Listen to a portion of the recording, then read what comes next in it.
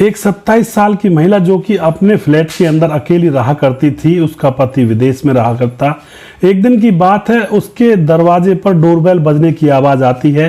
भाग करके वह दरवाज़ा खोलती है तो सामने एक लड़का जो कि डिलीवरी बॉय था और जिसकी उम्र थी तकरीबन 23 साल और देखने में बहुत ही सुंदर था। वह खड़ा हुआ था और पसीने से तरबतर था। अब तो यहाँ पर उस लड़के की सुंदरता को देख करके यह जो महिला अकेली रहा करती थी, यह उसके ऊपर मोहित हो जाती है और दोस्तों अब उससे कहने लगती है कि आप थोड़ा अंदर आ जाइए और मुझे अपना सोफा है जो एक साइड से दूसरी साइड सरकाना है और उसको सरकवा दीजिए, मैं अकेली हूँ। तो जो लड़का होता है डरता डरता करके अंदर जाता है और जाकर के वह सोफे को सरकवाने लगता है और उसके बाद जब पसीने आ रहे थे तो वह महिला अंदर जाती है और फ्रिज में से एक कोल्ड ड्रिंक निकाल कर लाती है और उस लड़के को पीने के लिए देती है। लड़का कोल्ड ड्रिंक पीता है तो उसके बाद दोस्तों लड़का बेहोश हो जाता है और फिर वह महिला उसके सारे कपड़े उतार देती है और सारे कपड़े उतारने के बाद उससे लिपट चिपट जाती है। 15-20 मिनट के बाद लड़के को थोड़ा थोड़ा होश आता है तो उसको जैसे ही थोड़ा सा ध्यान होता है तो वह देखता है कि वह महिला उससे लिपटी चिपटी पड़ी है और उसको सारे बदन से चूम रही है। उसके बाद यहाँ पर इस घटना के अंदर क्या होता है पूरी जानकारी यहाँ पर लेने वाले हैं और यह वीडियो उन भाइयों के लिए डेडिकेटेड है जो भाई बाहर रह करके डोर टू डोर वर्क करते हैं, यानी कि किसी का डिलीवरी बॉय का काम है या फिर कोई पोस्टमैन है या फिर कोई कोरियर वाला है, ऐसे भाइयों के लिए यह समर्पित है।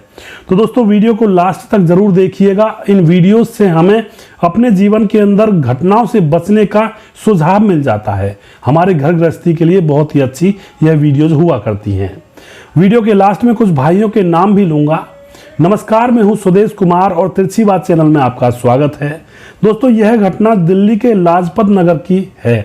दिल्ली के लाजपत नगर के अंदर बहुत सारी ऐसी घटनाएं हुआ करती हैं दोस्तों। जैसे ही अंधेरा होता है तो न जाने वहाँ पर क्या क्या कर्म कांड होते हैं। शहर के बड़े बड़े शहरों के अंदर कुछ जगहें ऐसी हुआ करती हैं।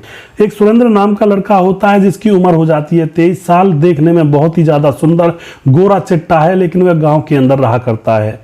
गरीबी ने पांव पसारे हुए हैं इनके परिवार में, क्योंकि इस लड़के के पिता की मौत 10 साल पहले हो चुकी थी। इसकी जो माँ है वो विधवा है और वो माँ भी बीमारी से ग्रस्त है। बीमार रहा करती है तो घर के अंदर थोड़ा बहुत ये लड़का मेहनत मजदूरी करके कमा कर लाता है तो उन पैसों को माँ की बीमारी में लगा देता है, यानी कि इनका खाने का भी जुगाड़ बड़ी मुश्किल से हो पाता है। अब तो यहाँ पर जो लड़का सुरेंद्र होता है उससे डॉक्टर ने कहा कि तुम्हारी माँ का अगर इलाज नहीं हुआ टाइम पर तो तुम्हारी माँ की मौत हो जाएगी। अब तो यह बात सुनने के बाद बेटे की रूह कांप जाती है कि बस इस दुनिया के अंदर एक माँ ही तो सहारा है, अगर यह भी रूठ कर चली गई भगवान के पास तो मेरे पास बचेगा क्या। उसके बाद यह लड़का सोचता है कि मुझे अब दिल्ली जाना होगा और दिल्ली जाकर के कोई नौकरी करनी पड़ेगी और नौकरी में से मैं कुछ पैसे कमाऊंगा, यानी कि 50-60 हज़ार रुपये की ज़रूरत थी। तो वह सोचता है कि अगर मैं 15,000 रुपये की नौकरी लग गया तो 5,000 रुपये में खर्चा चला लूँगा और 10-10 हज़ार रुपये सेविंग करने के बाद 5-6 महीने में मैं पैसे इकट्ठे करके अपनी माँ का इलाज करवा लूँगा।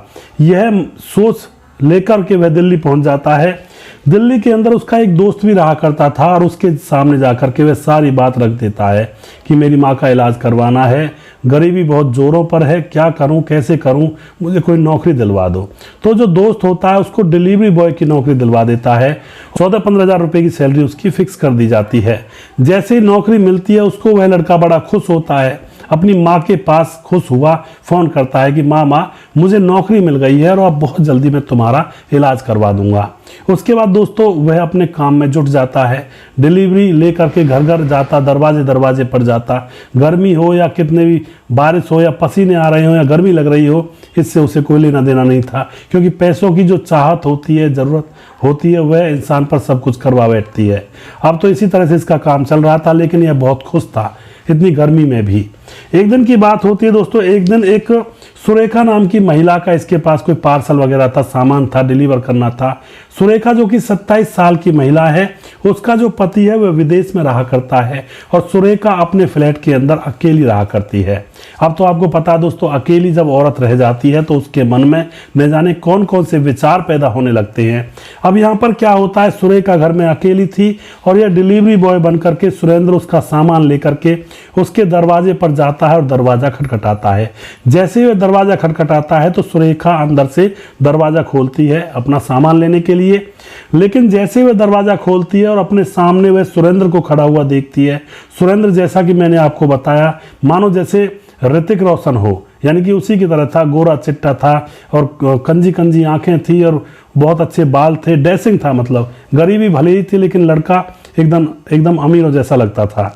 अब तो उस सुरेंद्र को देख करके जो उस घर के अंदर अकेली महिला रहती थी, सुरेखा उसके ऊपर फिदा हो जाती है और अपने मन में न जाने कौन कौन से ख्याल वो 1 मिनट के अंदर बुन लेती है।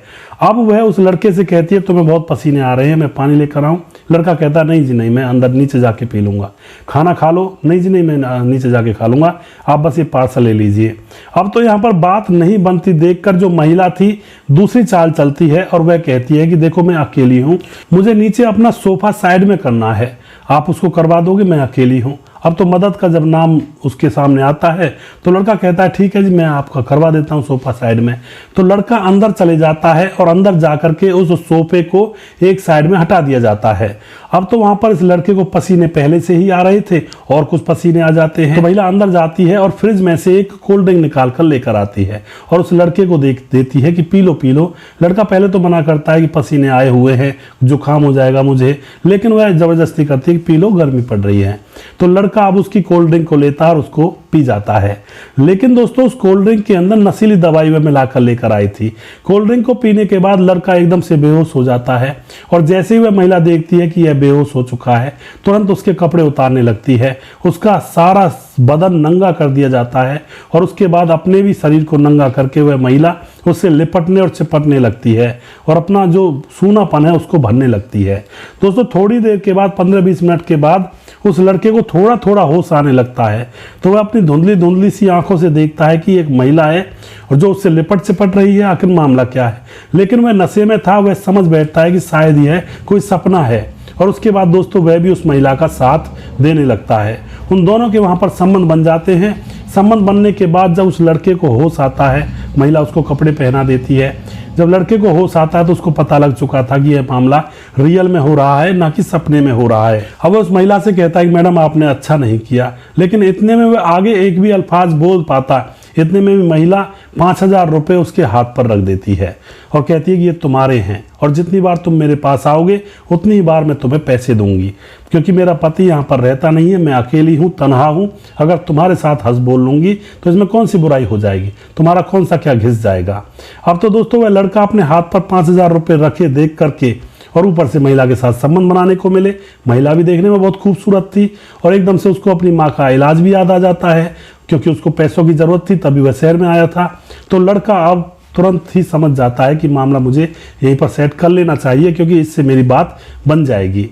अब तो दोस्तों लड़का हंस जाता है उस महिला की तरफ और रोज रोज उस महिला के पास आने लगता है पार्सल देने के लिए और रोज रोज इन दोनों के संबंध बनते और रोज रोज वह महिला कभी उसको 4,000, कभी 3,000, कभी 5,000 रुपये उसके हाथ पर रख देती।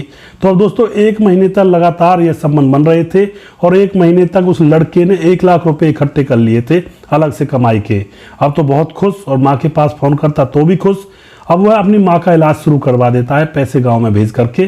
दोस्तों माँ का इलाज चालू हो जाता है। लड़का अभी भी यहाँ पर वही काम कर रहा था जो उसको करना था। 2 महीने गुजर जाते हैं और 2 महीने के बाद उसकी माँ बिल्कुल ठीक हो जाती है। अब तो दोस्तों यह यहीं पर लगा पड़ा था कि अब कुछ पैसे घर के लिए इकट्ठा कर लेता हूँ। दोस्तों यहाँ पर लगातार ये काम करता रहता है। तकरीबन 4 महीने गुजर जाते हैं और ये बहुत सारा पैसा अपने पास इकट्ठा कर लेता है, तकरीबन 3-3.5 लाख रुपए। अब तो यहाँ पर एक दिन की बात है, जो इस औरत का पति था जो कि विदेश में रहा करता था, वह सोचता है कि मैं अपनी पत्नी को सरप्राइज दूंगा, उसको बताऊंगा नहीं मैं आ रहा हूं। तो वह घर की तरफ रवाना हो जाता है। रात का समय था, क्योंकि यह महिला अब इस लड़के को रात में ही बुला लिया करती और पति की तरह उसके साथ सोया करती थी। क्यों दिन में थोड़ी देर के लिए बुलाए, उसको वहीं पर रखने लगी थी। अब तो दोस्तों यहाँ पर पति एकदम से बिना बताए रात को 10 बजे का समय था, वह दरवाजा खटखटाता है। महिला सोचती है कि ये कौन, मेरे पास तो कोई आता भी नहीं है, लेकिन वह अपने कपड़े संभालती हुई जाती है कि थोड़ा सा खोल करके दरवाजे को कह दूंगी कौन है, कोई पड़ोसी होगा, कोई बात पूछ रहा होगा, उसको वहीं से लौटा दूंगी। हाथ छाती पर एक टॉवल थी, उसको छाती पर लगाए हुए था और हाथ से उसको रोका हुआ था। जाके दरवाज़ा खोलती है। जैसे ही वह दरवाज़ा खोलती है तो सामने उसका पति खड़ा था। अब तो उसके हाथ से तौलिया, जो तौलिया होती है, छूट जाती है और बिल्कुल वह नितंग नंगी खड़ी थी वहां पर। तो दोस्तों वह महिला बिल्कुल नितंग नंगी खड़ी हुई थी और जैसे उसका पति कहता है कि इतनी देर क्यों की दरवाज़ा खोलने में, तो वह दरवाजे को अपने आप ही खोल देता है और जैसे ही अंदर आता है तो देखता है उसकी पत्नी बिना कपड़ों के खड़ी हुई कांप रही है। पति कहता है तुझे क्या हो गया, तू ऐसे कैसे कांप रही है और कपड़े क्यों नहीं पहने हुए तुमने। तो दोस्तों महिला कुछ बोल ही नहीं पाती, क्योंकि महिला को पता था ये अंदर जाएगा और अंदर उसका प्रेमी भी बिना कपड़ों के लेटा हुआ पड़ा है बेड के ऊपर नंगा। अब दोस्तों यहाँ पर जो पति होता है, समझदार तो था ही, वह अंदर जाकर देखने लगता है तो अंदर वह डिलीवरी बॉय वह बिल्कुल निर्वस्त्र पड़ा हुआ था उसके ही बेड पर। पति समझ जाता है और वह गाली गलौज करने लगता है, लेकिन दोस्तों यह दोनों उसके पांव पकड़ लेते हैं कि हमें माफ़ कर दो, हमसे गलती हो गई। और जो पत्नी होती है सुरेखा, वह भी माफ़ी मांगने लगती है कि तुम्हारे बगैर अकेलापन मुझे काटने को दौड़ता था, इसलिए मुझसे गलती हो गई भूल में, बस कैसे भी करो मुझे माफ़ कर दो। अब तो यह जो आदमी था यह समझदार था, वहीं पर डिलीवरी बॉय बैठा हुआ था, वहीं पर पत्नी थी, कपड़े इन लोगों ने पहन ही लिए थे। तो जो ये लड़का होता है, जो पति होता है, वह डिलीवरी बॉय से कहता है कि आज के बाद इस घर में तो क्या इस शहर में भी मत दिख जाना, वरना बहुत बुरा होगा, मुझसे बुरा कोई नहीं होगा। लड़का कहता है कि मैं आज ही चला जाऊं, क्योंकि लड़के के 3 लाख 3.5 लाख रुपए जमा हो चुके थे, उसको कोई टेंशन नहीं थी। अगर अब भी कोई भगा दे तो उसके पास काफ़ी पैसे थे। तो वह वहां से हाथ जोड़ जार करके चुपचाप निकल जाता है, क्योंकि पति को पता था कि अगर मैं शोर मचाऊंगा तो इज्जत का फालूदा हो जाएगा। लोग कहते हैं भाई ये विदेश में कमाता है, बड़ा रिस्पेक्टफुल आदमी है। दूसरी बात, पुलिस का मामला होगा और ज़्यादा इधर उधर घूमना पड़ेगा। तो अब यहाँ पर आदमी दिमाग से काम लेता है और अपनी पत्नी से कहता है सामान पैक करो। पत्नी का सामान पैक करवाने के बाद अपनी पत्नी को अपने गांव ले जाता है और वहां पर चुपचाप छोड़ आता है और चुपचाप कहकर आता है कि अगर मैंने तुम्हारी कोई कहानी यहाँ पर सुन ली तो फिर मुझसे बुरा कोई नहीं होगा। दोस्तों इस तरह से वह अपनी पत्नी को अपने माँ बाप से नहीं बताता है कि इसने ऐसा कांड किया था, वह यही कहता है कि ये अकेली परेशान हो जाती है, तुम इसको यहीं पर रख लो। तो उसके बाद वह खुद विदेश चला जाता है। तो यहाँ पर इस घटना के अंदर दोस्तों बहुत बड़ा हादसा होने से बच गया। इसमें ऐसा भी हो सकता था कि जो पति था, जैसे वह आया था तो पत्नी और उसका प्रेमी डिलीवरी बॉय मिलकर के उसकी हत्या कर सकते थे, या फिर पति अपनी पत्नी की हत्या कर सकता था, या फिर उस डिलीवरी बॉय की हत्या कर दी जाती। कुछ ना कुछ ऐसा कांड हो सकता था अगर पति समझदार नहीं होता। अब दोस्तों उसने समझदारी से काम लिया, पत्नी को घर छोड़ दिया और उसके बाद अपने जीवन को दोबारा से उस पत्नी ने संभाला। और जो लड़का था वह भी अब बिल्कुल भी उस औरत के पास कांटेक्ट नहीं करता, क्योंकि उसको पता है वह शादीशुदा है, वह लड़का कमा रहा था, पैसे उसको कमाने थे, वह पैसे कमा कर अपने घर ले गया, माँ का इलाज हो गया और आराम से वह अपने घर रहेगा। और पत्नी अपने ससुराल में चली गई और पति फिर से विदेश लौट गया। तो दोस्तों ये जीवन के अंदर गलतियां हैं, कई बार हो जाती हैं, तो इनको थोड़ा सा देखना चाहिए, कभी भी ऐसी गलती ना करना चाहिए। अवैध संबंध का नतीजा बहुत बुरा होता है दोस्तों। हर बार ऐसा नहीं होता है कि भाई हर कहानी में कोई बच जाए या फिर किसी की जान ना जाए। आज के ज़माने में दोस्तों सभी लोग तो इतने गुस्से वाले हो चुके हैं कि अगर कोई छोटी सी भी गलती कहीं मिल जाती है अपने पार्टनर की तो बस वो मरने मारने पर उतारू हो जाते हैं। ऐसे लोग बहुत कम हैं समाज के अंदर, 1000 या लाखों में 1-2 ही इंसान ऐसे मिलेंगे जो अपनी पत्नी की गलती पर या अपनी बेटी की गलती पर पर्दा डाल दें या कोई आगे एक्शन ना लें और अपने घर को दोबारा से बसा लें। बहुत कम लोग ऐसे मिलते हैं लाखों करोड़ों में, वरना तो दोस्तों मरने मारने पर दुनिया उतारू रहती है और लोगों की हत्याएं कर दी जाती हैं 1 मिनट के अंदर अंदर। आप जो भी कुछ कहना चाहते हो इस घटना के बारे में अपनी राय कमेंट बॉक्स में लिख सकते हैं। और वीडियो के लास्ट में कुछ भाइयों के नाम भी यहाँ पर लेना चाहूँगा। हमारे साथ में प्रवीण बघेल शिवपुरी से हैं और जो कि कमेंट करते हैं, संघर्ष की इस कहानी को देखकर मुझे लगता है कि जीवन में कठिनाइयों का सामना करना और उनमें सीखना बहुत ज़रूरी है। जी बिल्कुल, सीखना बहुत ज़रूरी है और सामना भी किया जाता है। मनोहर जोशी हमारे भाई, लड़कियों की गलती उनकी जवानी का दोष है और कह रहे हैं कि मैं फ़िलहाल मुरादाबाद में रहता हूं, वैसे मैं नेपाल का रहने वाला हूं। मनोहर जोशी जी बहुत बहुत धन्यवाद आपका। सूर्य प्रकाश मिश्रा जी हैं, सर जी दोनों महिलाओं ने ट्यूशन के बहाने सीधे साधे बच्चे की ज़िंदगी ही बर्बाद कर दी। यदि मकान मालिक ने समझदारी से काम न लिया होता तो ऐसी बच्चियां समाज के लिए कलंक के समान हैं और बच्चे के माँ बाप भी एकदम मूर्ख थे जो बिना जानकारी किए बेटे को पढ़ने भेज दिया था।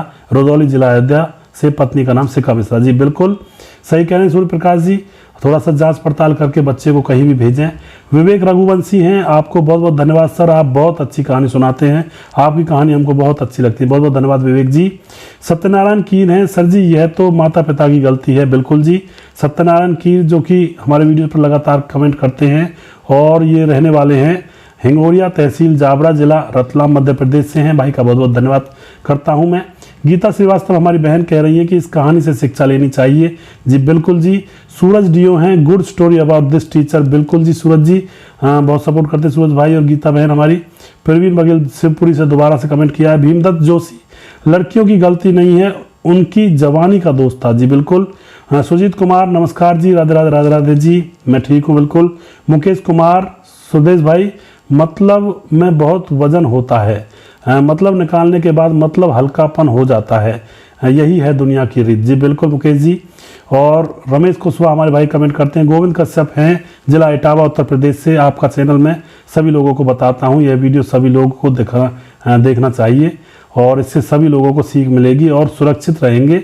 कभी आपके साथ ऐसी घटना नहीं होगी। बिल्कुल सही बात है जी। और सुरक्षित रहें, सावधान रहें, ऐसी घटनाओं से बचे रहें। जी बिल्कुल गोविंद कश्यप जी। कैलाश चौधरी हमारे बड़े भाई, गलती सभी की है, लड़के को दूसरे दिन से ट्यूशन नहीं जाना चाहिए था। कैलाश चौधरी कल्याण महाराज से। जी बिल्कुल कैलाश जी। और मुकेश कुमार हैं जो कि फिरोजाबाद उत्तर प्रदेश से हैं। दयाल राम हैं, परवीन राज बिहार से हैं। रामपाल जय महाकाल यूपी 43 से हैं। नरेश पाल हमारे भाई कमेंट करते हैं। और अजीत यादव हैं, सर जी मैं अजीत यादव मैनपुरी से, बहुत बहुत धन्यवाद, आपकी कहानियां डेली सुनता हूं। आरिफ बहादुर, बहुत बहुत धन्यवाद भाई का। नारायण ढाका से, और हमारे वीडियोस को देखते हैं, बहुत बहुत धन्यवाद जी। जितेंद्र गुलेरिया जो कि वीडियोस को कमेंट करते हैं। टीकम शर्मा हैं जो कि कमेंट करते हैं। संजीव कुमार नेपाल से हैं। परियाल गुडारो हैं। और उसके बाद चरणजीत दहिया हैं। बहुत बहुत धन्यवाद दोस्तों, इसी तरह से आप हमें सपोर्ट करते रहिए। अगला वीडियो बहुत जल्दी फिर से लेकर आऊँगा, तब तक आप खुश रहें, सावधान रहें। जय हिंद, जय भारत।